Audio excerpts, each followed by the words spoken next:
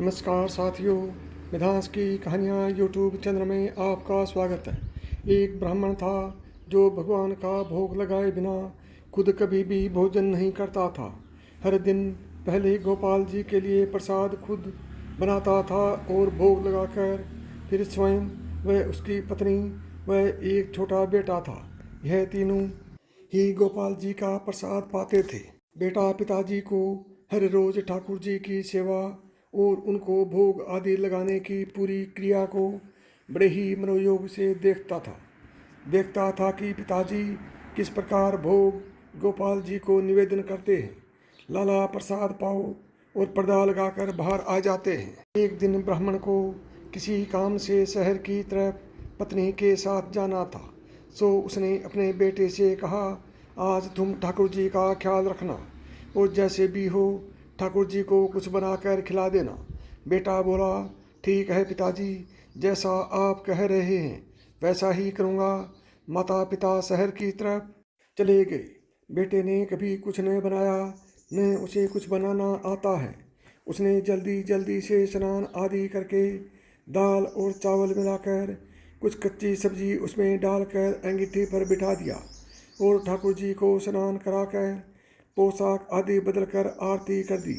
फिर बर्तन से गरम गरम खिचड़ी निकाली और ठाकुर जी के सामने एक थाली में सजाकर परोस दी और पर्दा लगा दिया।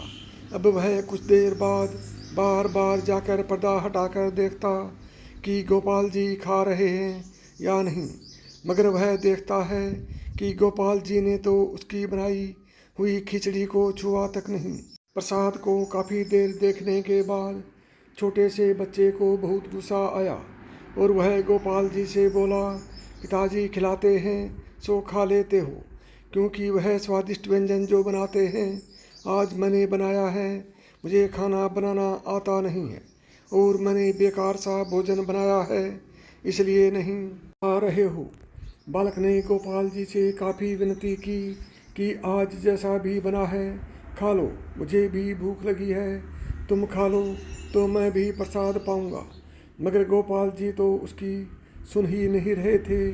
जब उस बच्चे का धैर्य जवाब दे गया और उससे रहा नहीं गया तो वह बाहर से एक बड़ा सा सोटा लेकर आ गया और जोर जोर से चिल्लाने लगा, खाते हो या अभी इस सोटे से लगा दूं दो चार।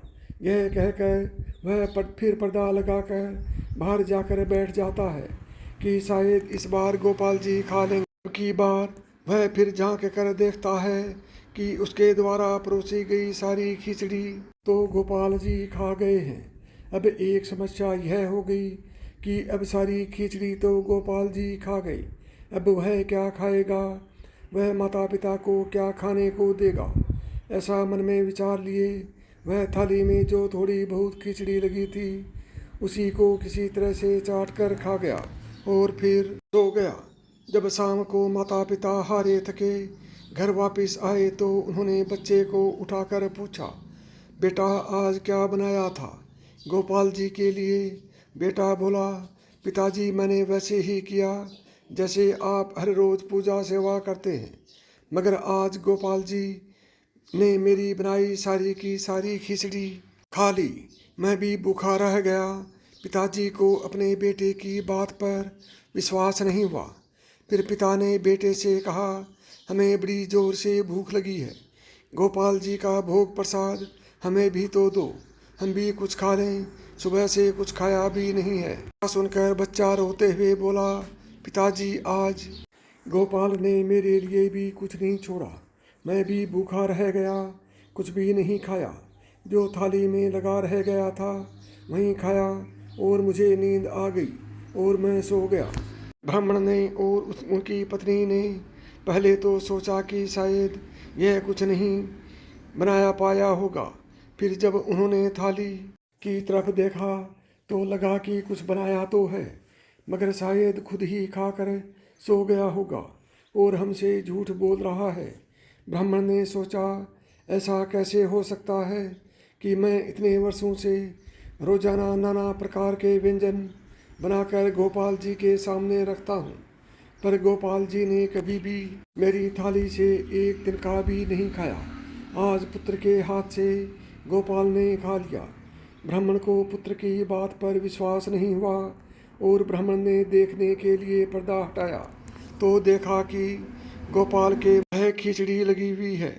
फिर जब पुत्र से पूरी घटना सुनी तो ब्राह्मण खुशी से पागल हो गया कि मैंने सही, मेरे पुत्र ने तो साक्षात गोपाल को पा लिया है।